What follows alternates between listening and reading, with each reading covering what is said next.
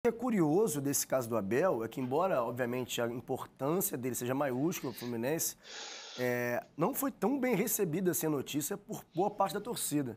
Até vi algumas matérias falando sobre como repercutiu nas redes sociais, torcedores dizendo, ok, eu sou grato, vou morrer sendo grato ao Abel, mas não tinha por que voltar agora. E aí, enfim, meme, né? A fábrica de meme é uma loucura. E aí vieram... E eu fiquei pensando sobre isso.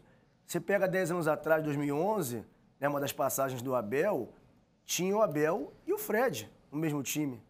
Agora vai ter de novo. Alguém ainda comentou assim, só falta trazer o Thiago Neves de volta para disputar o G4 de 2013, falaram assim. Agora o Fluminense está pronto para disputar o G4 de 2013. Obviamente é uma brincadeira, até um pouco de crueldade. Mas eu imagino que a curiosidade de ver o time que o Fluminense está se propondo a montar de elenco com o Abel. O Abel, as últimas passagens dele no Internacional, no ano passado, foi muito boa, disputou até a última rodada o título brasileiro com o Flamengo, né, aquela emoção, Flamengo e São Paulo, Inter com o Corinthians, e depois foi para fora. Curioso para ver como vai ser, por esse contexto, o Fluminense está se reforçando muito bem, e gostaria de saber como vai ser o Abel nessa mais uma passagem dele. O Abel tem uma carreira incrível, né? Aliás, ele tem uma frase muito marcante, Milton. Ele diz o seguinte: eu nunca perguntei a Deus por que foi acontecer logo comigo de perder para o Santo André e para o Paulista em finais de Copa do Brasil, treinando respectivamente Flamengo e Fluminense, né? Porque são resultados que marcam negativamente uma carreira. Porque eu também nunca perguntei a Deus por que eu ganhei do Barcelona na final do Mundial. Né? Então, eu acho que essa frase, ela resume um pouco o que é a carreira do Abel, né? De conquistas muito importantes, né? E de outras derrotas muito marcantes, que é mais ou menos a trajetória que, né, o futebol acaba oferecendo. É isso mesmo, você tá... Ou como diria Vicente Mateus, né, Milton? Quem está na chuva é para se queimar. Né? É para se queimar. E o Abel, como acabou de lembrar o Marquinhos aqui, a trajetória recente dele está marcada por isso, né? Ele teve uma passagem agora pelo Lugano que foi, né, acabou não dando certo lá por questões administrativas, o presidente que o contratou saiu, enfim. Mas pegando os trabalhos no Brasil, ele tem 2 trabalhos ruins de 40% de aproveitamento, espremidos entre dois trabalhos de 70% ou quase 70% de aproveitamento, né? Flamengo, Cruzeiro, Vasco e Inter. Eu acho legal essa filosofia que você falou, trouxe a frase do Abel, porque é uma coisa que a gente não pensa a respeito, assim. Porque uma crítica de 10 anos atrás, você guarda, e um elogio é mais fácil de dissipar na sua cabeça. Porque a crítica tem muito mais impacto que um elogio. Aí o que ele falou, também não perguntei a Deus porque eu ganhei do Barcelona. Então, as coisas têm que ter o mesmo peso, se são, obviamente, para o bem ou para o mal, tiveram importância ou boa ou ruim, se valeram no mesmo peso. Essa régua tem que ser igual.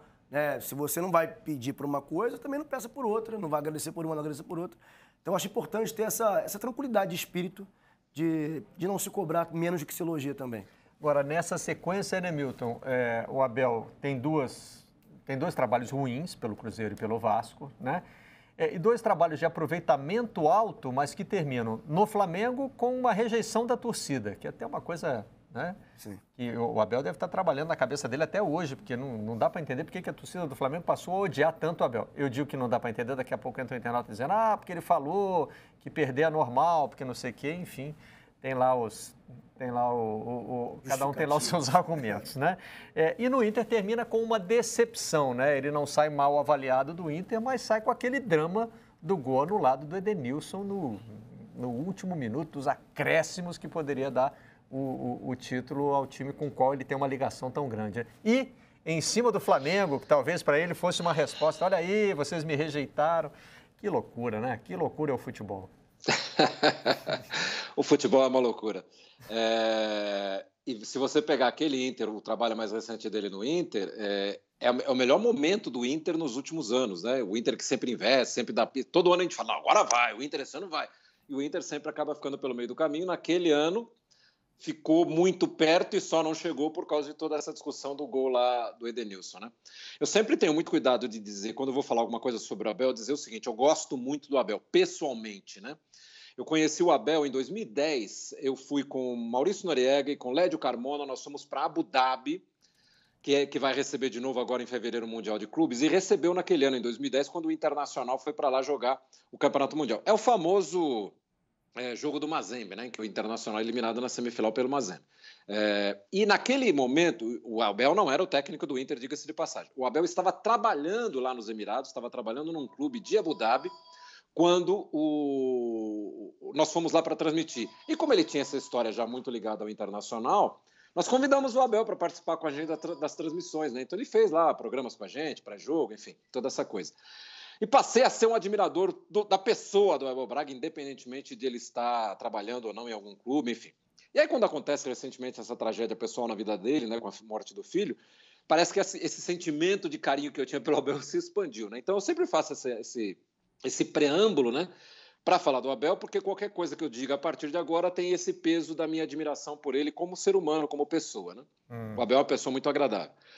Então, na verdade, assim, o fato de a gente questionar o Abel sempre que ele vai iniciar um trabalho, como o Marquinhos disse que a torcida do Fluminense está questionando nesse momento, com uma crítica lá de trás e tal, faz a gente refletir no seguinte, a gente tem que levar em consideração que o técnico não ganha e não perde sozinho, né? Pelo contrário, né? A quem garanto, o Muricy Ramalho, por exemplo, é uma dessas pessoas que diz, olha, vocês sabem de 30% da história. O que acontece lá dentro quase ninguém sabe, né? E acho que a gente dá uma importância ao técnico, né? Muito mais quando ele perde do que quando ele ganha, que a gente deveria repensar um pouco, né? Porque você acabou de dar os números do Abel, ele fez um grande trabalho, ele fez 2 trabalhos ruins, ele fez um grande trabalho. Na verdade, não foi ele que fez, né? Quem estava junto fez, né? A equipe inteira fez, os jogadores fizeram, a comissão técnica inteira fez, a diretoria fez. Então, a gente tem que pensar um pouco mais com essa cabeça, né? Por que o Abel foi tão bem no Internacional e antes tinha ido tão mal no Cruzeiro, no Vasco, enfim? Na verdade, até as escolhas, né? Naquela época, quando ele assumiu o Cruzeiro, por exemplo, eu cheguei a dizer, numa participação em algum programa da casa, que ele tinha feito uma péssima escolha, né? Que estava na cara que aquele Cruzeiro teria um fracasso no final do ano, quando ele foi para lá tentar ajudar já no final da temporada, tentar salvar e tal. Foi uma péssima escolha profissional, mas como ele tinha uma ligação com o Cruzeiro também, ele resolveu ir e resolveu fazer uma tentativa, né? Então tem muito disso também, né? A escolha que o cara faz, às vezes, pelo lado afetivo, qual é o grupo que ele tem para trabalhar, né? Qual é a situação interna desse grupo, como é que por exemplo, a gente pega o Grêmio desse ano, né? Todo mundo diz que o Grêmio tinha mais time do que a tabela mostrou, né? Que não era um time para ser rebaixado. E foi. E a gente tem pouca explicação de por que isso aconteceu. Então acho que a gente precisa parar de ser definitivo, né? Olha, o Abel foi muito bem no Internacional, o Abel é um baita técnico, o Abel foi mal no Cruzeiro, o Abel não serve para nada. Né? A gente tem que pesar um pouco mais, né? A gente tem que levar em conta as circunstâncias, quem era o time, qual era a situação interna dentro do time, o que a diretoria fez para ajudar ou para atrapalhar, quais eram os adversários, né? Você vai dizer, por exemplo, o Flamengo foi mal porque não ganhou nada esse ano. Mas, caramba, jogando contra o Palmeiras numa final, jogando contra o Atlético Mineiro, entendeu? Tem tanta coisa que influencia num perder ou ganhar, que acho que a gente precisa parar um pouco de ser tão definitivo, né? O Abel foi bem ali? Não, baita técnico. Ah, não, o Abel foi mal? Não, o Abel não serve para nada. Isso, estou falando do Abel porque ele é o tema do momento, mas vale para qualquer treinador, né? Como disse o Marquinhos, acho que o Fluminense está montando um time muito interessante, que já não foi mal nessa temporada, diga-se, hein? O 7º lugar do Campeonato Brasileiro não me parecia ser a perspectiva quando a temporada começou. Fez final de Campeonato Carioca ano passado. Então, acho que a gente tem que ter um pouco mais de espera, né? Porque o Felipe Melo, embora ele traga um pacote perigoso com ele, né? Porque ele é um cara de muito cartão amarelo, de muita expulsão, enfim, de muita polêmica. Mas o William, por exemplo, que o Fluminense está fechando aí, é um ótimo atacante, né? Eu acho que num time como esse do Fluminense ele vai ajudar muito, vai ser um bom reforço.